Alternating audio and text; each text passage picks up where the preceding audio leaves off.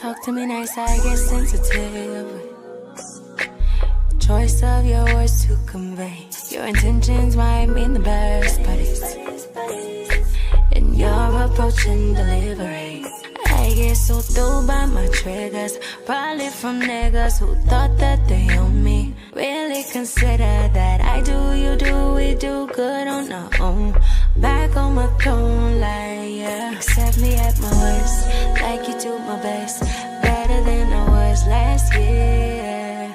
I've been facing tests, separate from the rest. Hope you're facing all your fears. I've been going so damn hard. It's been taking all this time. Giving up ain't in my blood. It's all in the signs. It's all in the signs. All in the signs.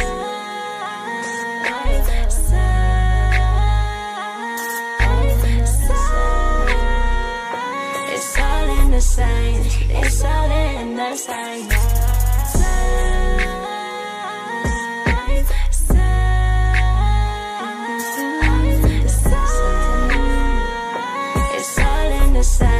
It's all in the signs.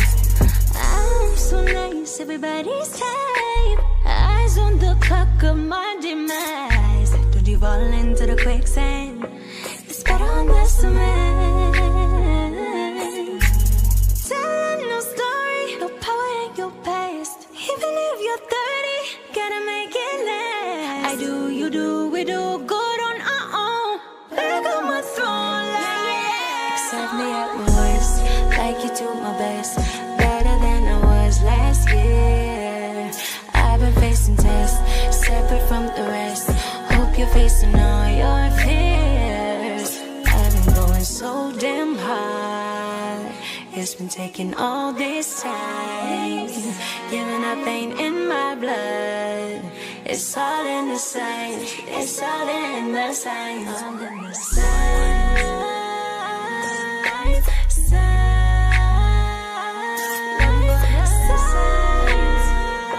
It's all in the signs. It's all in the signs. All coming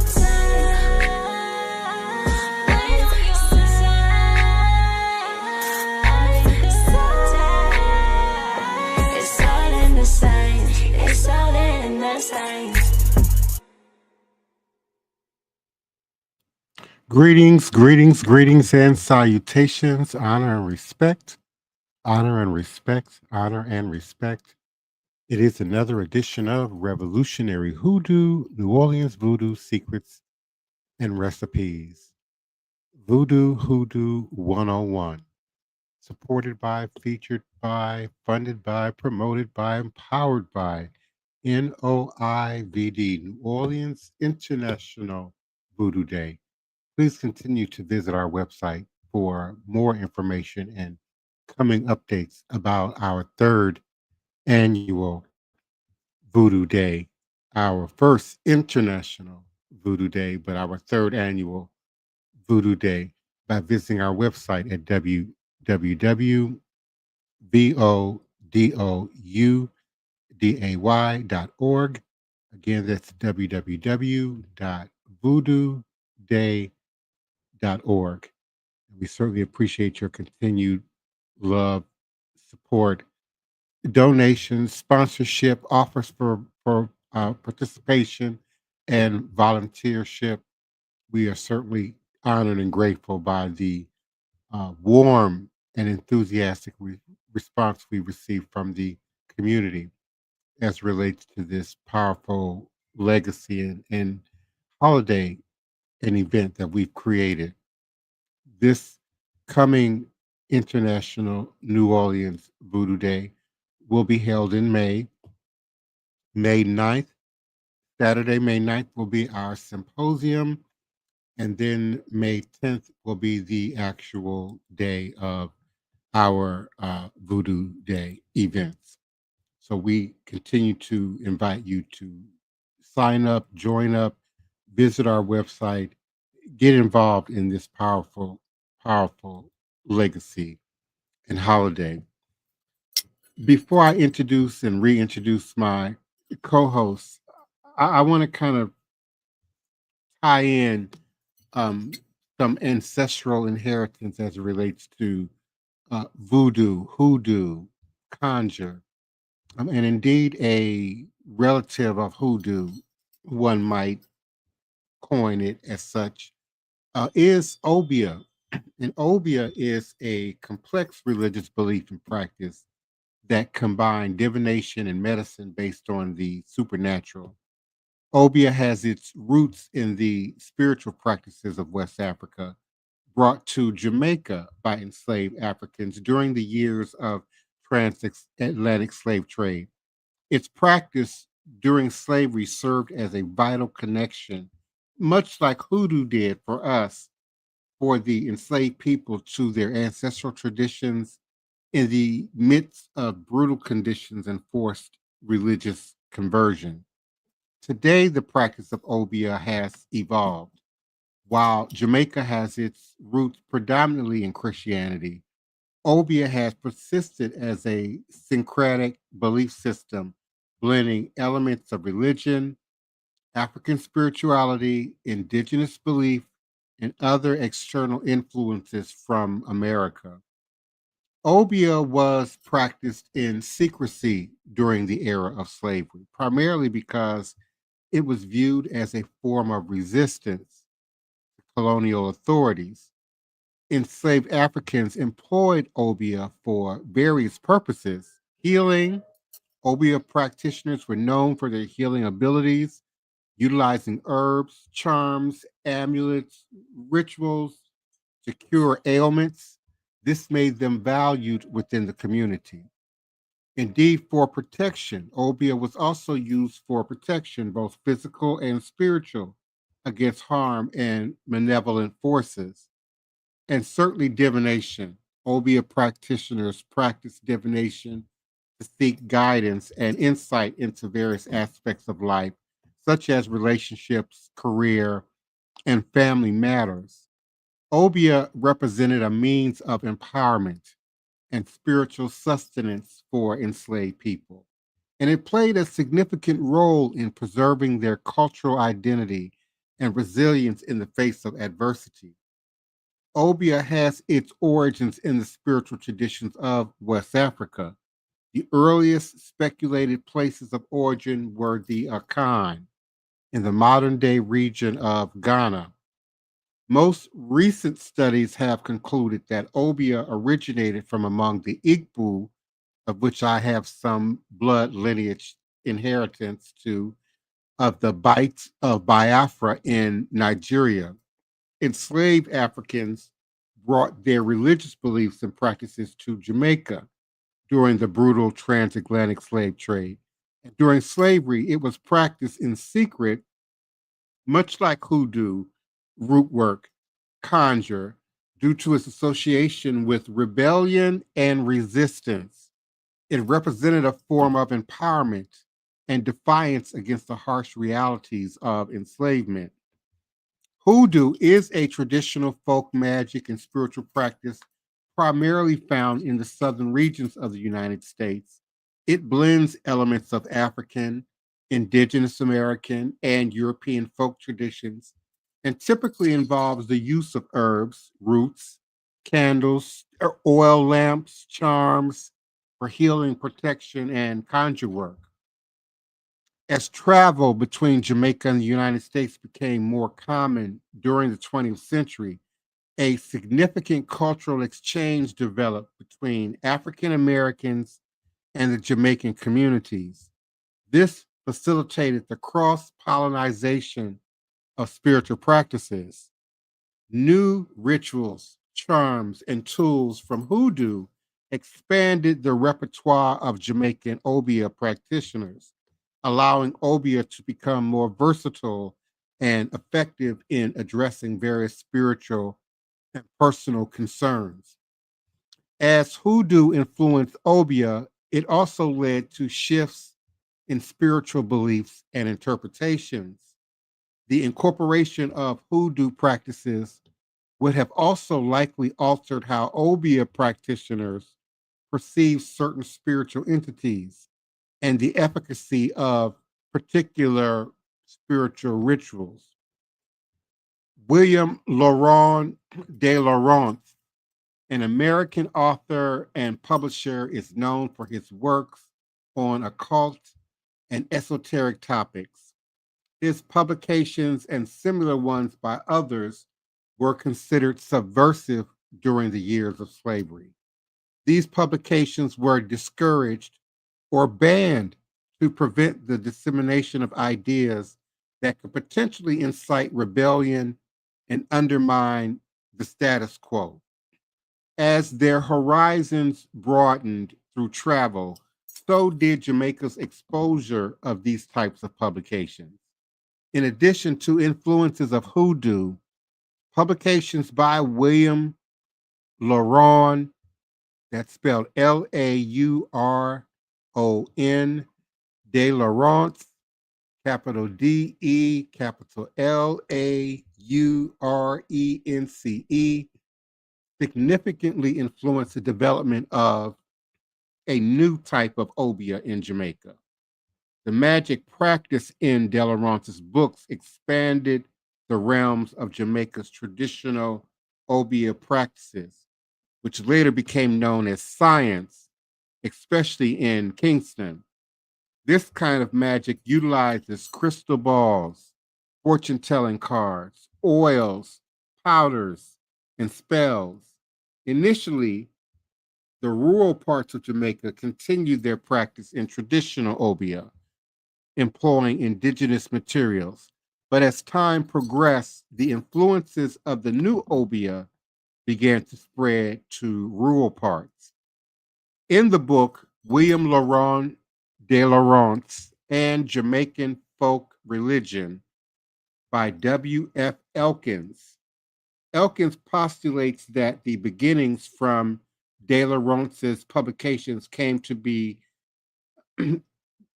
forgive me, Elkins postulates that the beings from de Laurence's publications came to be important spirits in the religious cult known as Pocomania,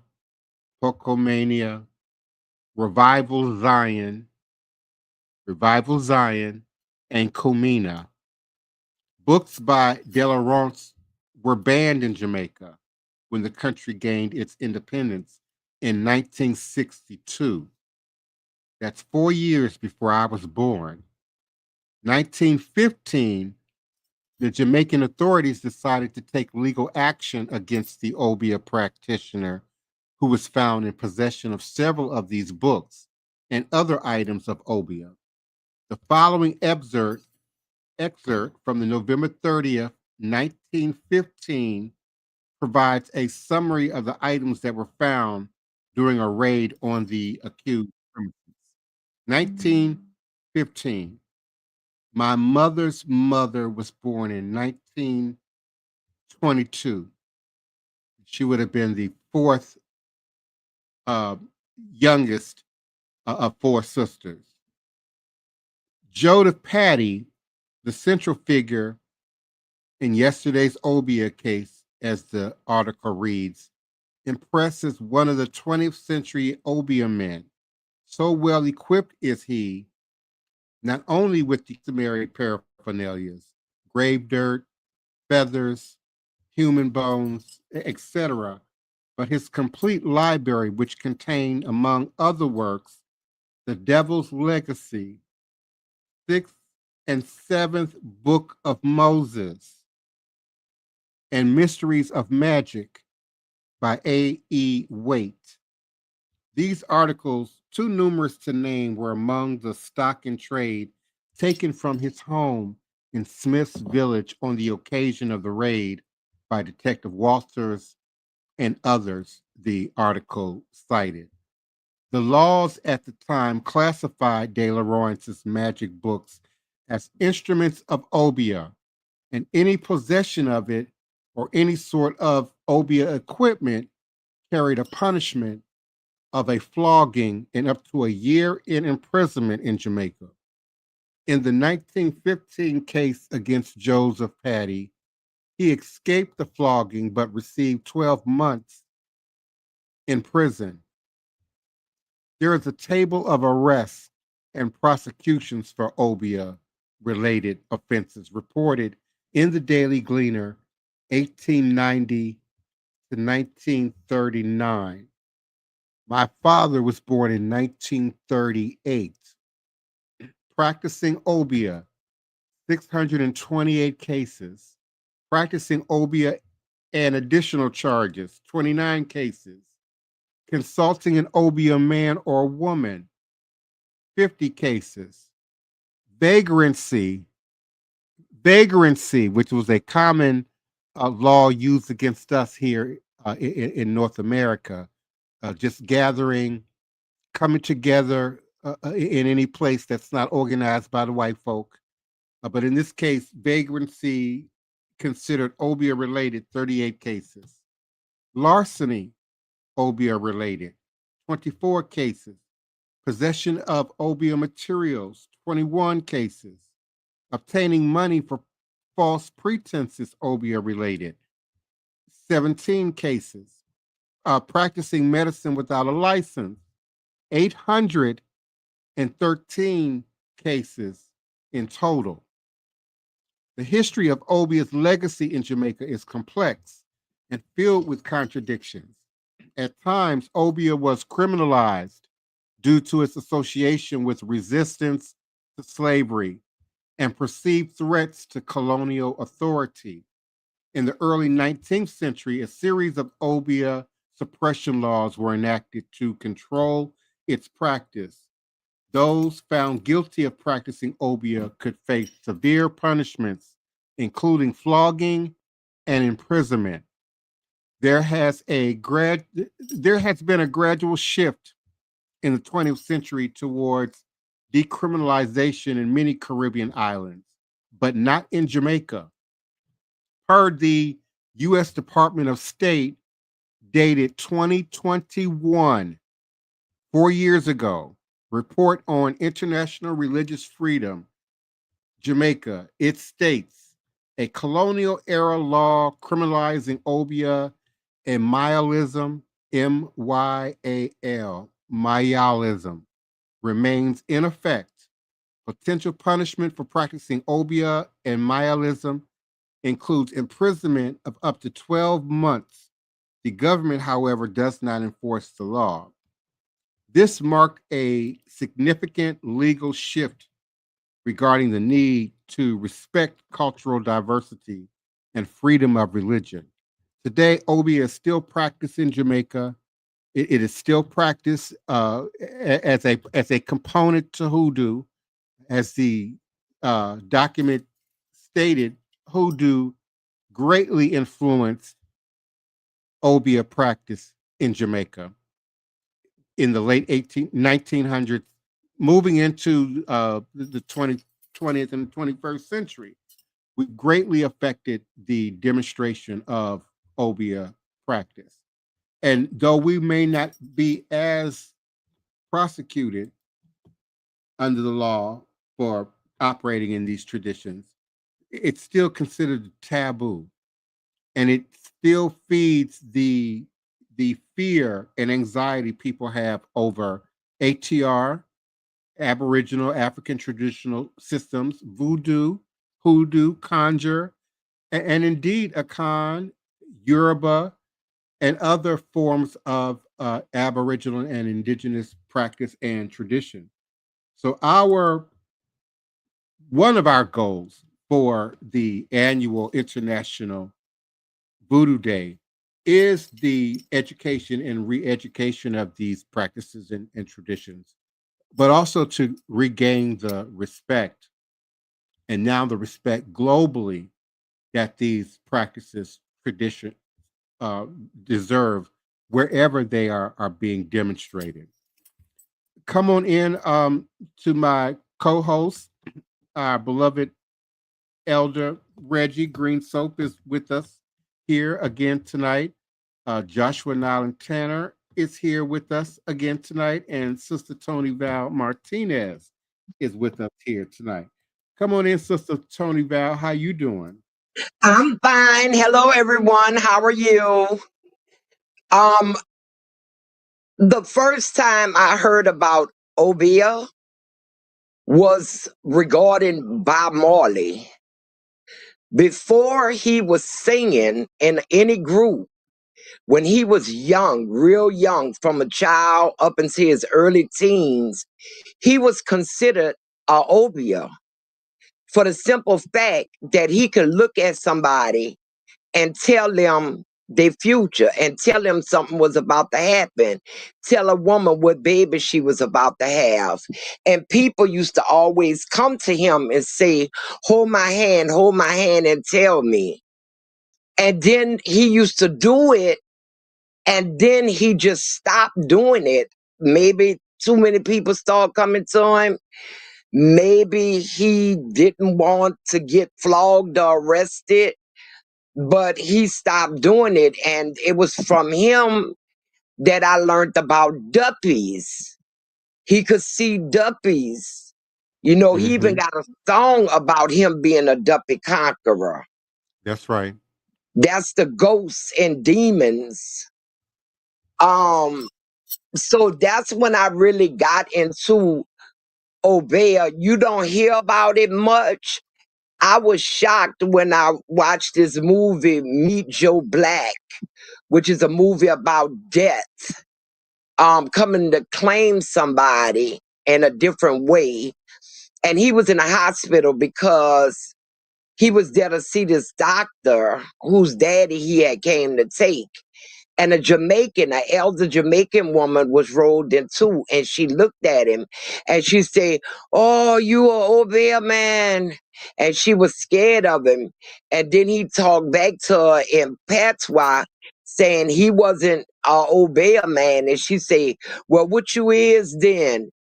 And he was like, I'm from that other place. And, you know, that's the only two times I ever heard of Obeah, really. And I looked into it, like I said, because of Bob Marley. But it was interesting that mostly you hear about the persecution. They were serious back in the day. You know, white folks were scared of us. They already thought we was magic. They was really scared of us. Come on in, Elder Reggie. Greetings and salutations to you and yours. How you doing this evening?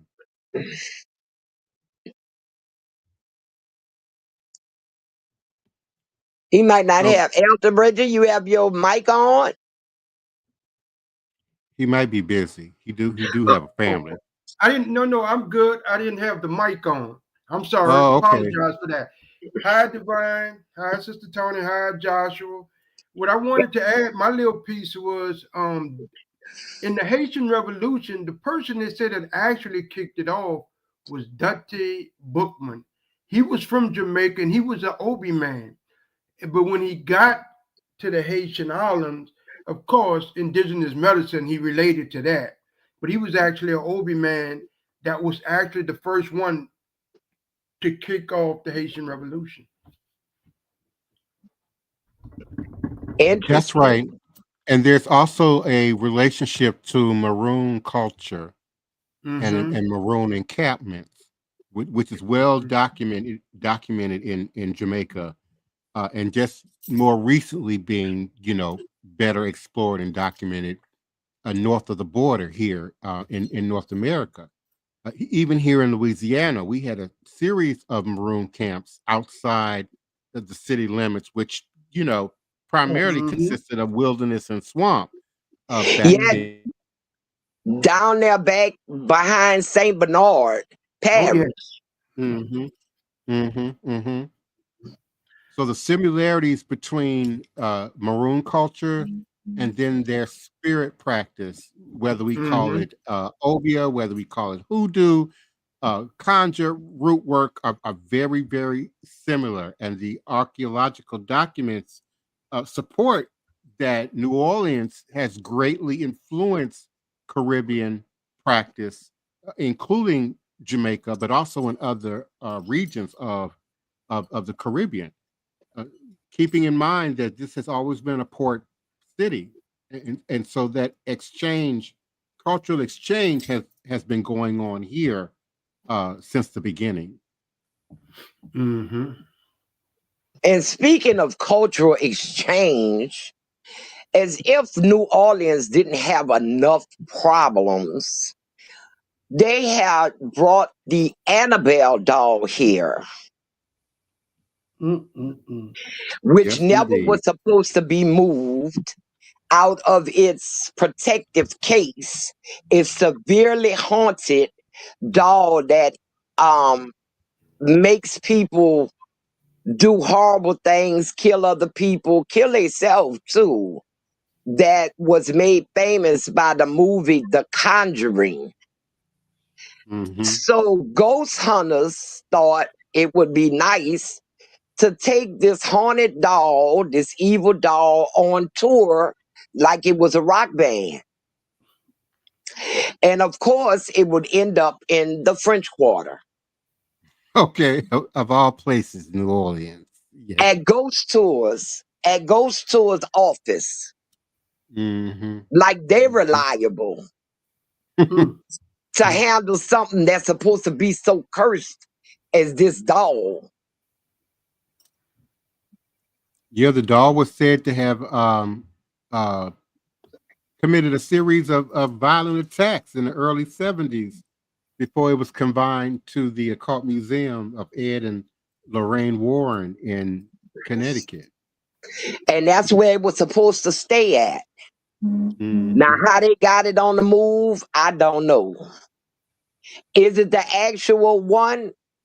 Who Yeah. knows? It's Oh, yeah. supposed to be the actual one, but we definitely don't need her energy in the city getting loose because No. it is not nice. It's Mm. But said to it's be demonically possessed. yes, and it's supposed to be leaving today, the 14th, right? Yeah. It's supposed to be leaving tomorrow out of here. It was here for the 13th and the 14th.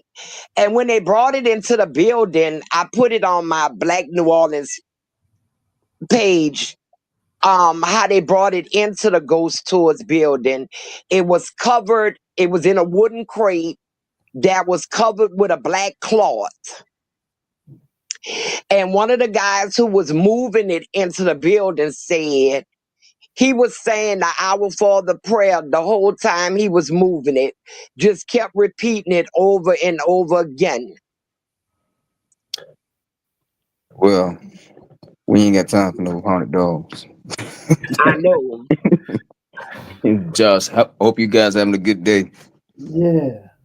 We are. Yeah, man, it's pretty interesting. That's my first time hearing that, Tony, about Bob Marley being Oh. Obia. I might Yeah, have to do some research on that, man. That's pretty interesting. yeah, his mom, Sadella, talks about it in a documentary she did. And it's also in his autobiography book. Okay, I'm gonna check It's that out. also in his autobiography book. Okay, Because And the Conjure Man and the Obia Man are also sort of root themes in reggae music. yes, true. yes. And especially by modern music. Yeah. He said his wife, when he first was trying to court her, she was afraid of him because of his reputation of being able to see spirits and read people simply by holding their hands or touching them, holding something of theirs. Rita at first was afraid of him. So, Sister Toni, put it kind of in layman's term. What he was a psychic. 'Cause I don't really. I'm trying to understand it. To Yeah, my head. it looked like he apparently had some kind of special gifts and abilities from a young age Okay. to be able to say what we say, read people. Mm-hmm. And when they said he could hold people's hand it wasn't like he was doing palm readings. It was just him holding their hand in his hand. And he could look, he looked at one recording was, he looked at this pregnant woman who really wasn't showing a lot and told her she was having a man child. And she did. Mm. So, yeah, it's some, you know, but for some reason he stopped doing it for people, except I guess like his family. Well, it's safe to say his music was visionary. It was ahead of his time. And the things he wrote and spoke about, he definitely had insight into something. Because Bob Marley music just not duplicated. And it's No. the test of time.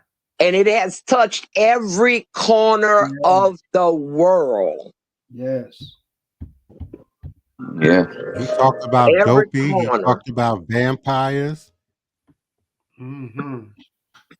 Yes. I call reggae music the blues of the island. Not that dance hall now. That's the bounce of the island.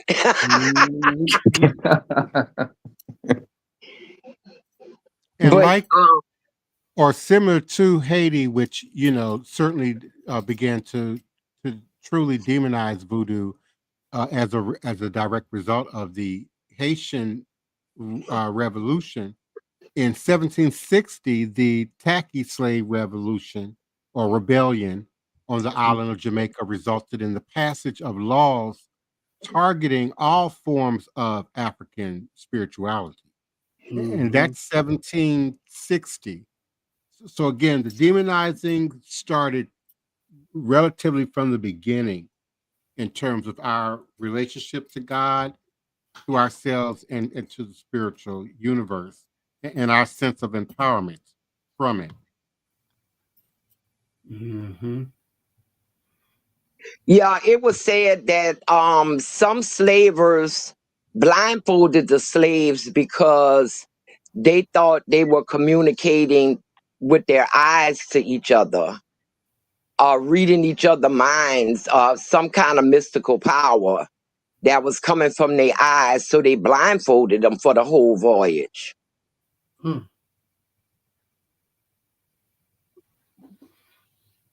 Well, y'all, we out of time once again. That was very interesting, Divine Prince. Yeah, Tony, I appreciate your input about Bob Marley.